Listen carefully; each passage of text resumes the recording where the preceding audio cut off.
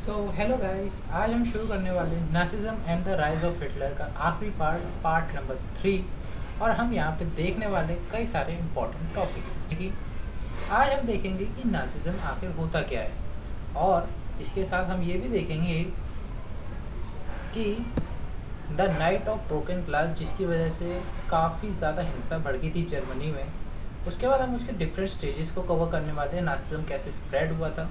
और last topic सबसे पहले हमारे पास जो ऑब्वियस क्वेश्चन आता है इस पूरे चैप्टर का, वो ये है कि आखिर नासिज्म होता क्या है। क्योंकि अभी तक जब हम पढ़ रहे थे तो हमने राइज ऑफ हिटलर देखा था, कैसे हिटलर पावर में आया था। तो अब हमारे पास सेकंड इम्पॉर्टेंट टॉपिक आता है, नासिज्म आखिर होता क्या है। क्या ये सिर्फ एक आइडिया है या इसका कोई और गहरा प्रभाव भी था।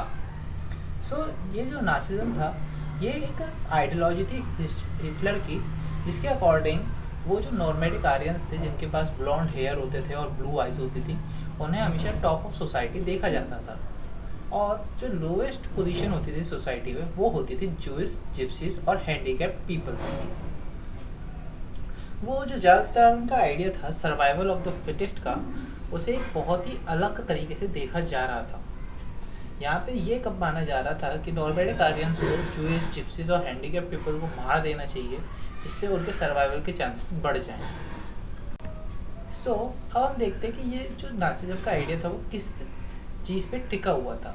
तो सबसे पहले तो वो था रेशियल हायरार्की, जो हिटलर ने डेवलप की थी अपने टाइम पे, जिसके हिसाब से जो प्योर ब्लड जर्मन्स है, जो नॉर्मेटिक आर्यन है, उन्हें सारी लोअर क्लासेस को बिठा देना चाहिए, लोअर रेसेस को बिठा देना चाहिए, जैसे कि जूइस हो गए।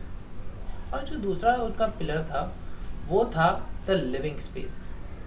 इसके हिसाब से हिटलर मानता था कि जो जर्मन्स हैं उन्हें और भी ज़्यादा जगह चाहिए जीन अपने आप को रहने के लिए, और इसलिए वो चाहता था कि ये जो जगह है वो हमें ईस्टर्न यूरोप प्रोवाइड करेगा। इसलिए उसने ईस्टर्न यूरोप में जंग शुरू की थी, यानी कि सोवियत यूनियन से जंग शुरू की थी, जिसकी वजह से वो वर्ल्ड वॉर 2 हार गया था।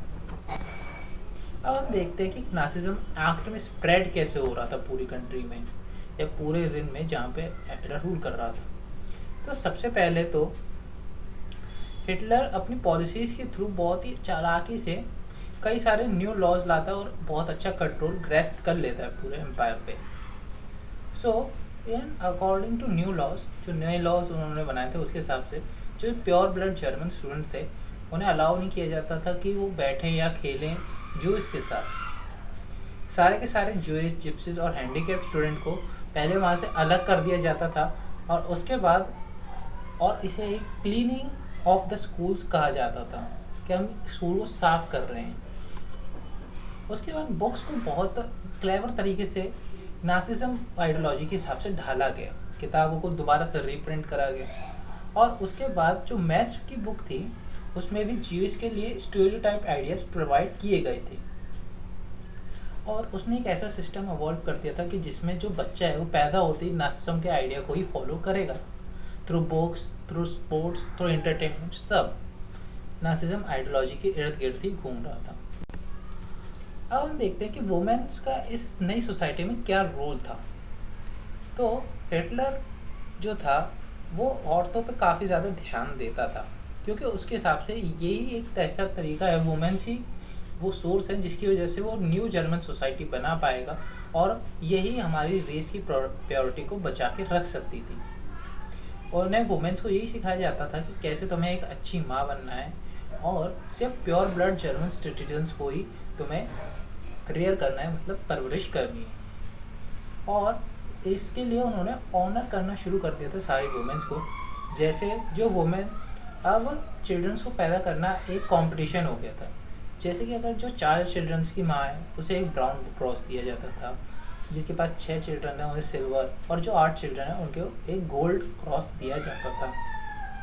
लेकिन ऐसा नहीं है कि सारी वुमेन्स इक्वली ट्रीट हो रही हैं, सबको ऑनर मिल रहा है। जो वुमेन जो इसके साथ क्लोज कांटेक्ट में होती थी या फिर ज़्यादा करीब चली जाती थी जो इसके, उनको पब्लिकली ह्यूमिलेट किया जाता था, उनके बाल मुंडवा दिए जाते थे, और उनको उनका गला का वो उनका चेहरा काला करके उन्हें पूरे शहर में घुमाया जाता।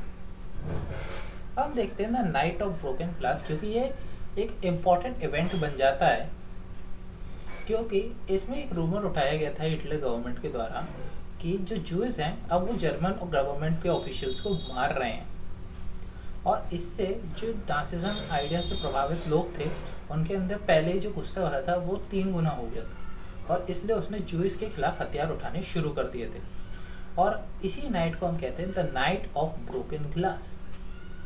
इसमें करीबन करीबन 30,000 जूस जो थे वो अरेस्ट कर लिए गए थे, और उसके बाद उन्हें सीधे के सीधे गैस चेम्बर्स ले जाया गया था। और यहाँ पे जो मीडिया थी वो भी काफ़ी अच्छा सपोर्ट प्रोवाइड कर रही थी हिटलर को। वो कभी भी ऐसे वर्ड्स का यूज़ नहीं कर रही थी मर्डर या किलिंग। इसके अलावा वो यूज़ कर रहे थे वर्ड्स जैसे कि फाइनल सॉल्यूशन या एस्थोनेशिया। और गैस चैम्बर्स को एज अ डिन्फेक्शन एरिया कहा जाता था। मतलब सामने वाले को ये ना लगे कि हम इन्हें मार रहे हैं, ऐसा लगता था हम इनको सिर्फ प्योर कर रहे हैं। अब हम अपने चैप्टर के आखिरी टॉपिक द हॉलोकॉस्ट पे आते हैं।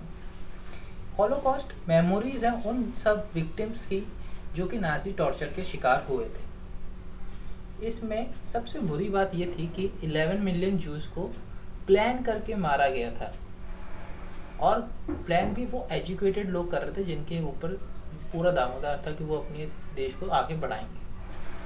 जो जूस थे उन्हें सिटी जानवरों की तरह ट्रेन में भर के सीधे एक कॉलोनी में ले गया जो होती है गेटोस। ये प्लेस पूरी तरह से डिजीज और पॉवर्टी से घिरी हुई थी। जो इस बार उन्हें एक गोल्डन स्टार पहनने को कहा जाता था जिसकी वजह से उन्हें लोग पहचान पाएँ, और उसके बाद उन्हें गैस चैम्बर में ले जाके मार दिया जाता था। So thanks for watching, please subscribe and comment for the next chapter. Rule कर रहा था।